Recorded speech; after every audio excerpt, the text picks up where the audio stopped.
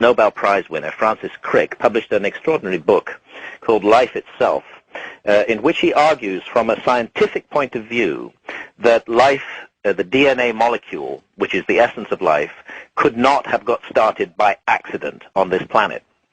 He didn't believe it could. He compared it to, he said it's about as likely that, you know this idea of the primeval soup and molecules accidentally bumping against each other, producing life, which so many of our scientists like? Sure. Crick compared that to, thought that was about as likely as the assembly of a fully functioning jumbo jet by a hurricane in a junkyard.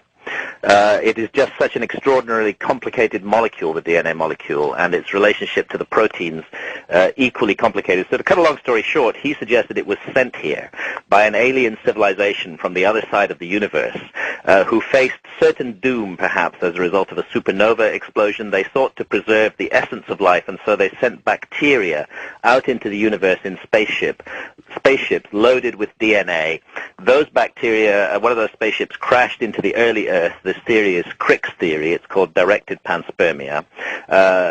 Its cargo of bacteria spilled out and started reproducing and evolving and eventually became us. And that's honestly how Francis Crick, the Nobel Prize winner, saw the beginning of life on this planet. Now, if by chance he was right, and we can't dismiss that, the man won a Nobel Prize, after all, for the study of DNA, then we have to consider another possibility, which is that that supposed civilization on the other side of the galaxy that sent DNA to this planet may have genetically engineered that DNA.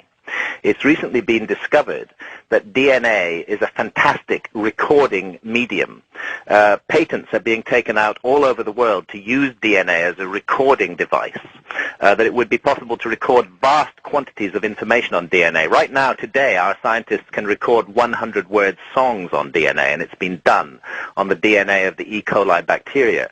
But the evidence suggests that its storage capacity is limitless, perhaps even enough to record the entire knowledge of a civilization. So that's the idea, that maybe on so-called junk DNA, which is 97% of our DNA, only 3% of our DNA is involved in genes. The rest we don't know what it does, and the scientists call it junk DNA. Maybe that contains and has contained since the beginning of evolution recorded messages, interactive recorded information from our makers, waiting for the evolution of a creature that would be able to understand those messages and decode them. And the suggestion is that creature is us, and the decoding method is altered states of consciousness. So this is a parallel possibility that I review in Supernatural, along with the possibility that spirit worlds are real, which I repeat is my favorite of the two possibilities.